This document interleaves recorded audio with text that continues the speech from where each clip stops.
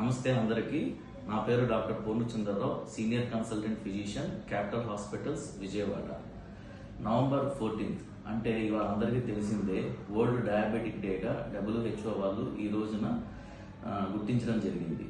ఈ రోజు యొక్క ముఖ్య ఉద్దేశం ఏంటి అంటే, ప్రపంచం మొత్తంగా చూస్తే ఇంటర్నేషనల్ డయాబెటిక్ ఫెడరేషన్ ప్రకారం 500 మిలియన్ పీపుల్ సఫర్ అవుతూ ఉంటే, ICMR ప్రకారం, ఇండియన్ బీ స్టడీ ప్రకారం కేవలం 100 మిలియన్ పీపుల్ మన భారతదేశంలో మాత్రమే ఈ వ్యాధిని బాధపడుతున్నట్టుగా తెలుస్తా ఉంది.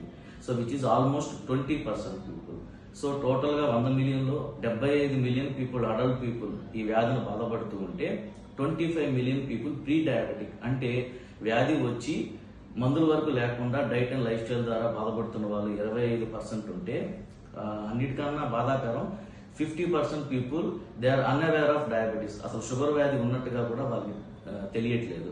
సో వీళ్ళందరినీ మైండ్ లో పెట్టుకొని ఒక అవేర్నెస్ క్రియేట్ చేయాలని నవంబర్ 14న మనం ఈ వరల్డ్ డయాబెటిక్ డేగా సెలబ్రేట్ చేసుకుంటున్నాం. అలాగే ఇప్పుడు WHO వాళ్ళు ప్రతి ఏటా ఒక థీమ్ తో మన ముందుకు వస్తున్నారు. ఈ ఇయర్ థీమ్ ఏంటంటే డయాబెటిక్ అక్రాస్ లైఫ్ స్టేజెస్. అంటే ఇంతవరకు మనం చూస్తే కనుక డయాబెటీస్ అనేది కేవలం మన రిచ్ పీపుల్లో కానీ, అలాగే వయసు పైబడిన వాళ్ళలో మాత్రమే వచ్చేట్టుగా గుర్తించబడింది.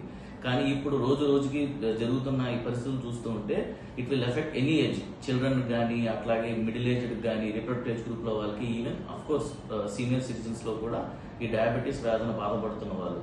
అందువల్ల people living with diabetes should access to integrated care, supportive environment, self awareness ఇవన్నీ క్రియేట్ చేసుకొని నాలెడ్జ్ని అందరికీ స్ప్రెడ్ చేసి ఈ డయాబెటీస్ అవేర్నెస్ గా ఫైట్ చేయాలనేది WHO యొక్క ప్రధాన ఉద్దేశంగా ఈ థీమ్ గా మనం గుర్తించడం జరుగుతూ ఉంది.